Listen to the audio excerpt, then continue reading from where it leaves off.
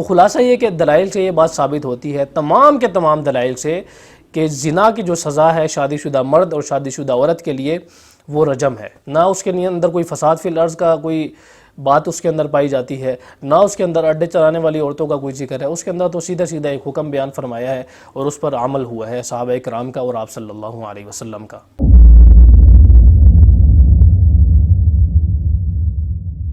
آج کے دور میں کچھ لوگ سامنے آتے ہیں اور یہ کہتے ہیں کہ زنا کی سزا شادی شدہ مرد و عورت کے لیے جو بیان ہوئی ہے تو وہ 100 کوڑے ہی ہیں، باقی آپ صلی اللہ علیہ وسلم نے فساد فی الارض کے تحت ان عورتوں کے لیے یا ان مردوں کے لیے جو کہ اس وقت فحاشی کے اڈے کھولے ہوئے تھے اور فحاشی کا باقاعدہ کام کرتے تھے، ان کا پیشہ یہ تھا، تو ان کے لیے آپ صلی اللہ علیہ وسلم نے رجم کی سزا تجویز فرمائی ہے۔ یہ غامدی صاحب کا پوائنٹ آف ویو ہے۔ غامدی صاحب نے پہلے قرآن مجید کی جو آیت ہے زنا کی سزا کے بارے میں، تو اس پر انہوں نے اپنی بنیاد قائم کی ہے کہ جو فاحشہ عورتیں ہیں، تو اس پر انہوں نے یہ کہا کہ فاحشہ عورتوں سے مراد یہاں پر اڈے چلانے والی عورتیں ہیں۔ پھر انہوں نے اس کو قیاس کیا فساد فی الارض والی آیت پر، یعنی اس سے مراد فساد فی الارض ہے۔ پھر انہوں نے فساد فی الارض کو یہ فرمایا، یہ کہہ کر کہ آپ صلی اللہ علیہ وسلم نے جو سزا تجویز فرمائی ہے رجم کی، تو وہ فساد فی الارض کے تحت تجویز فرمائی ہے۔ تو اس کا نتیجہ یہ نکلتا ہے غامدی صاحب کے پوائنٹ آف ویو کے مطابق کہ جو عورتیں اڈے چلاتی ہیں یا جو عورتیں فحاشی کا باقاعدہ کام کرتی ہیں یا جو مرد یہ کام کرتے ہیں، تو ان کے لیے یہ سزا تجویز کی جائے گی فساد فی الارض کے تحت جو آپ صلی اللہ علیہ وسلم نے رجم کی تجویز فرمائی ہے۔ اور اگر کوئی عام بندہ زنا کی سزا کر لے تو اس پر 100 کوڑے والی حد جاری ہوگی، رجم کی سزا جاری نہیں ہوگی شادی شدہ مرد و عورت کے لیے۔ تو یہ غامدی صاحب کے جو پوائنٹ آف ویو ہے اس کا خلاصہ ہے۔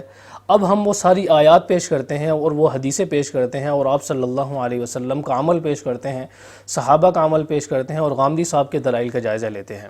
سب سے پہلی آیت سورۃ النساء کی ہے، جس سے غامدی صاحب کو یہ اشکال لگا یا غامدی صاحب نے یہ پوائنٹ آف ویو اڈاپٹ کیا کہ قرآن مجید میں خاص باغی عورتوں کے لیے یا خاص فحاش عورتوں کے لیے یا اڈے چلانے والی عورتوں کے لیے کوئی آیت نازل ہوئی ہے۔ سب سے پہلے ہم وہ آیت دیکھتے ہیں، سورۃ النساء کی آیت ہے، اس کے الفاظ پر ذرا غور کیجئے گا آپ کہ واللاتی یأتین الفاحشۃ من نسائکم، کہ جو عورتیں تمہاری عورتوں میں سے فحاشی کا ارتکاب کر بیٹھیں تو تم ان پر 4 گواہ طلب کرو، پھر اگر 4 گواہ آ جائیں تو تم انہیں قید کر لو یہاں تک کہ انہیں موت آ جائے یا اللہ تبارک و تعالیٰ ان کے لیے کوئی راستہ بنا دیں۔ تو یہ پوری آیت ہے اور یہ اس کا ترجمہ ہے۔ اب یہاں پر غامدی صاحب نے کہا کہ اس آیت سے مراد خاص اڈے چلانے والی عورتیں ہیں، تو میں یہاں پر 2 پوائنٹ آپ کے سامنے رکھوں گا اس آیت کے اندر سے ہی، اور آپ خود بتائیں کہ اس آیت سے مراد کیا اڈے چلانے والی عورتیں ہیں یا پھر عام عورتیں مراد ہیں اس آیت میں۔ پہلا پوائنٹ یہ ہے کہ اللہ تبارک و تعالیٰ نے فرمایا ہے کہ واللاتی یأتین الفاحشۃ من نسائکم، کہ وہ عورتیں جو فحاشی کا ارتکاب کر بیٹھیں۔ یہاں پر آپ یہ دیکھیں کہ عربی زبان میں فحاشی کا ارتکاب کرنا اس سے مراد زنا ہوتا ہے، نہ یہ کہ اس سے مراد وہ عورت ہوتی ہے جو باقاعدہ اڈا چلاتی ہو۔ تو یہ پہلا پوائنٹ یہ ہے کہ واللاتی یأتین الفاحشۃ من نسائکم، کہ وہ عورتیں جو تمہاری عورتوں میں سے فحاشی کا ارتکاب کر بیٹھیں۔ اب یہاں پر اللہ تبارک و تعالیٰ نے جو مسلمانوں کی طرف نسبت کی ہے کہ تمہاری عورتوں میں سے، اب یہاں پر غامدی صاحب اگر کہنا چاہیں تو یہ جواب دے سکتے ہیں کہ اس سے مراد پوری کمیونٹی ہے، اور پوری کمیونٹی میں ظاہر ہے کہ وہ عورتیں بھی شامل ہیں جو کہ اڈے چلاتی ہیں۔ تو آپ یہ بات ثابت کریں کہ آپ صلی اللہ علیہ وسلم کے زمانے میں کیا مسلمانوں کی کمیونٹی میں کوئی ایسی عورتوں کی جماعت تھی جو کہ اڈے چلا رہی تھی؟ کیا آپ صلی اللہ علیہ وسلم کے زمانے میں کچھ عورتیں مسلمان ایسی تھیں جو کہ اڈے چلا رہی تھیں؟ اگر تو مسلمان عورتیں تھیں ایسی، تب آپ یہ کہہ سکتے ہیں کہ اس آیت میں مراد جو ہے وہ مسلمان عورتیں ہیں جو کہ اڈے چلا رہی تھیں، اور ان کی نسبت اللہ تبارک و تعالیٰ نے مسلمانوں کی طرف کی ہے۔ اب ظاہر ایسا تو نہیں تھا۔ اب دوسری نسبت رہ جاتی ہے کہ اس سے مراد، نسبت سے مراد خاص وہ عورتیں ہیں جو کہ انسان کے نکاح میں ہوں، یعنی مسلمانوں کے نکاح والی عورتیں ہیں، ان کے لیے یہ حکم دیا گیا ہے، یعنی من نسائکم، تمہاری عورتوں میں سے۔ اب تمہاری عورتوں سے مراد کیا ہے؟ مردوں کو خطاب دیا جا رہا ہے، یعنی تمہاری عورتوں میں سے، تمہاری بیویوں میں سے۔ یہاں پر یہ مراد ہوگا کہ من نسائکم، تمہاری عورتوں میں سے، یعنی تمہاری بیویوں میں سے۔ اب یہ جو سزا تجویز کی جا رہی ہے یہ پہلے کی سزا ہے کہ اگر کوئی شادی شدہ عورت زنا کا ارتکاب کر بیٹھے تو اس کے لیے یہ سزا ہوگی، یہاں تک کہ اللہ تبارک و تعالیٰ کوئی اور راستہ بنا دے۔ یہ تو پہلا پوائنٹ تھا۔ تو اس پوائنٹ کو اگر سامنے رکھیں تو اس سے مراد یہی ہے کہ اس آیت میں جو زانیہ عورتیں ہیں یعنی جو اڈے چلانے والی عورتیں ہیں وہ عورتیں مراد نہیں ہیں، بلکہ اس آیت سے مراد شادی شدہ مسلمانوں کی عورتیں ہیں۔ دوسرے پوائنٹ کی طرف آتے ہیں۔ اس آیت میں اللہ تبارک و تعالیٰ نے فرمایا ہے کہ اسی آیت میں کہ فَاسْتَشْهِدُوا أَرْبَعَةً مِّنكُمْ، کہ تم 4 گواہ طلب کرو تم میں سے۔ اب یہاں پر دیکھیں کہ جو عورتیں اڈے چلاتی ہیں کیا ان کے لیے 4 گواہوں کی ضرورت ہے؟ اگر کسی محلے میں کوئی عورت اڈا چلا رہی ہو تو پورا محلہ اس کی گواہی دیتا ہے، اس کے لیے 4 گواہوں کی کیا ضرورت ہے؟ وہ تو انڈرسٹوڈ سی بات ہوتی ہے۔ اگر کوئی بندہ کہیں پر رہ رہا ہے تو اسے پتہ ہوتا ہے اڈا چل رہا ہے یہاں پر، تو اس کے لیے 4 گواہوں کی ضرورت بیکار ہے بالکل۔ اس کا مطلب تو یہ ہے کہ قرآن مجید میں 4 گواہ جو طلب کیے گئے ہیں بالکل فضول ہیں، ایسی تو بات نہیں ہے۔ تو ان دونوں پوائنٹس کو آپ سامنے رکھتے ہوئے خود ہی غور کریں کہ اس آیت سے مراد کیا اڈے والی عورتیں ہیں جیسے کہ غامدی صاحب نے کہا ہے، یا پھر شادی شدہ مسلمانوں کی عورتیں ہیں۔ اب آگے حدیث کی طرف چلتے ہیں کہ جس حدیث کو بنیاد بناتے ہوئے غامدی صاحب نے کہا ہے کہ فساد فی الارض کے تحت ہیں۔ یہاں پر ایک اور بات یہ یاد رکھیں کہ غامدی صاحب نے جو بنیاد قائم کی ہے اپنی فساد فی الارض والی، یعنی جو زمین میں فساد مچانے والے ہیں، تو غامدی صاحب کی وہ بنیاد تو یہاں پر ختم ہوگی کہ جو انہوں نے یہ کہا کہ فحاش عورتوں سے مراد اڈے چلانے والی عورتیں ہیں، یعنی زنا کرنے والی عورتوں سے مراد اڈے چلانے والی عورتیں ہیں، اور اڈے چلانے والی عورتیں فساد فی الارض کے حکم میں ہیں۔ وہ بنیاد تو ختم ہوگی کیونکہ اس آیت سے مراد مسلمانوں کی عورتیں ہیں جن سے کبھی زنا سرزد ہو جائے۔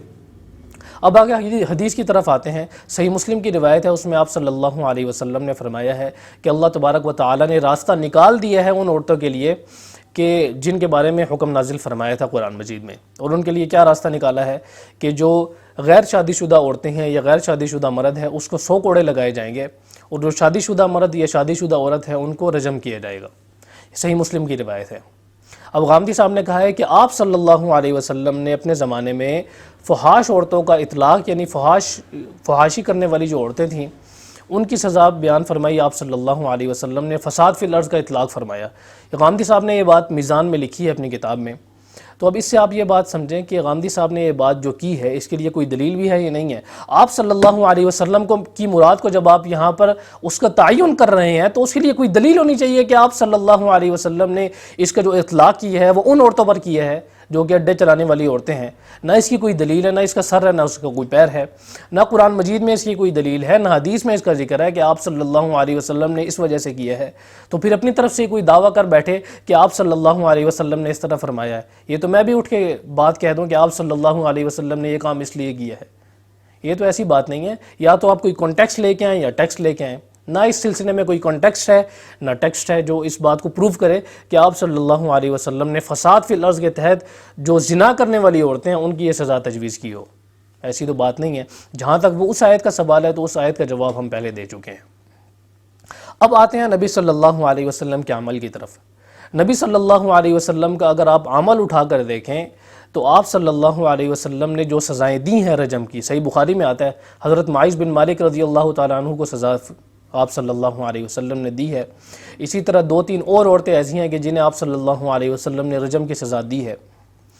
تو کیا حضرت معاذ بن مالک رضی اللہ تعالیٰ عنہ اڈے چلایا کرتے تھے؟ نعوذ باللہ۔ پہلا سوال تو یہ ہے کہ جنہیں رجم کی سزا ہوئی۔ اسی طرح صحیح بخاری میں ہی روایت ہے کہ آپ صلی اللہ علیہ وسلم مسجد میں بیٹھے ہوئے ہیں اور ایک شخص آیا ہے اور اس نے آپ صلی اللہ علیہ وسلم کو پکارا ہے کہ اللہ کے رسول میرے سے زنا ہو گیا ہے تو آپ مجھے سزا دیجئے۔ تو آپ صلی اللہ علیہ وسلم نے اس سے اعراض کر لیا، یہاں تک کہ 4 مرتبہ اس نے یہ بات کہی، اس کا اقرار کیا کہ میں نے زنا کر لیا ہے، تو پھر اس پر رجم کی حد جاری ہوئی۔ تو یہاں پر آپ دیکھیں کہ اس بندے نے یہ کہا تھا کہ میں زنا کرتا رہا ہوں یا میں اڈے چلاتا ہوں، اس نے تو یہ کہا میرے سے زنا ہو گیا ہے۔ اگر تو وہ بندہ یہ کہتا ہے کہ میں اڈے چلا رہا ہوں تب تو غامدی صاحب کی بات صحیح ثابت ہوتی، بلکہ ایسا تو نہیں تھا۔ دوسرا حضرت معاذ بن مالک رضی اللہ تعالیٰ عنہ کا ذکر جیسے گزرا ہے کہ ان کو بھی رجم کیا گیا تھا، تو کیا وہ اڈے چلایا کرتے تھے؟ نعوذ باللہ۔ اور اسی طرح جو ان عورتوں کو سزا سنائی ہے آپ صلی اللہ علیہ وسلم نے، یہ جنہیں رجم کی سزا دی ہے، کیا وہ عورتیں اڈے چلایا کرتی تھیں؟ نعوذ باللہ۔ اگر ثابت کرنے اڈے چلایا کرتی تھی پھر تو غامدی صاحب کی بات کو تسلیم کر لیں گے، لیکن ایسا نہیں ہے۔ یہ تو آپ صلی اللہ علیہ وسلم کا عمل تھا۔ اب صحابہ اکرام کے عمل کی طرف ہیں۔ صحابہ اکرام نے بھی یہ سزائیں سنائی ہیں، یہاں تک کہ ابن قدامہ نے یہ بات لکھی ہے کہ آپ صلی اللہ علیہ وسلم اور اصحاب کا اس پر اجماع تھا کہ زنا کی سزا جو ہے وہ رجم ہے شادی شدہ مرد عورتوں کے لیے۔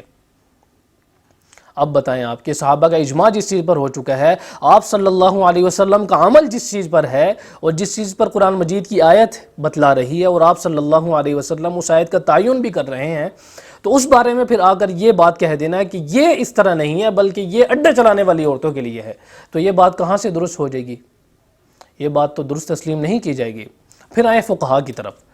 تمام کے تمام فقہا اس بات کے قائل ہیں کہ شادی شدہ مرد یا شادی شدہ عورت کی سزا رجم ہے۔ اب آپ یہ دیکھ لیں، قرآن مجید کی آیت، آپ صلی اللہ علیہ وسلم کا حکم، آپ صلی اللہ علیہ وسلم کا عمل، صحابہ کا عمل، صحابہ کا اجماع، خلفائے راشدین کا اجماع، خلفائے راشدین کا عمل، اور تمام کے تمام جورسٹ جو ہیں، جو فقہا ہیں، ان کے اقوال اور ان کا عمل کس پر ہے۔ اور غامدی صاحب نے ایک نیا شوشہ چھوڑ دیا یہاں پر آگے، جس کا نہ کوئی سر ہے نہ کوئی پیر ہے، جیسا کہ ہم نے بتلا دیا ہے۔ تو خلاصہ یہ کہ دلائل سے یہ بات ثابت ہوتی ہے، تمام کے تمام دلائل سے، کہ زنا کی جو سزا ہے شادی شدہ مرد اور شادی شدہ عورت کے لیے وہ رجم ہے۔ نہ اس کے اندر کوئی فساد فی الارض کا کوئی بات اس کے اندر پائی جاتی ہے، نہ اس کے اندر اڈے چلانے والی عورتوں کا کوئی ذکر ہے، اس کے اندر تو سیدھا سیدھا ایک حکم بیان فرمایا ہے اور اس پر عمل ہوا ہے صحابہ کرام کا اور آپ صلی اللہ علیہ وسلم کا۔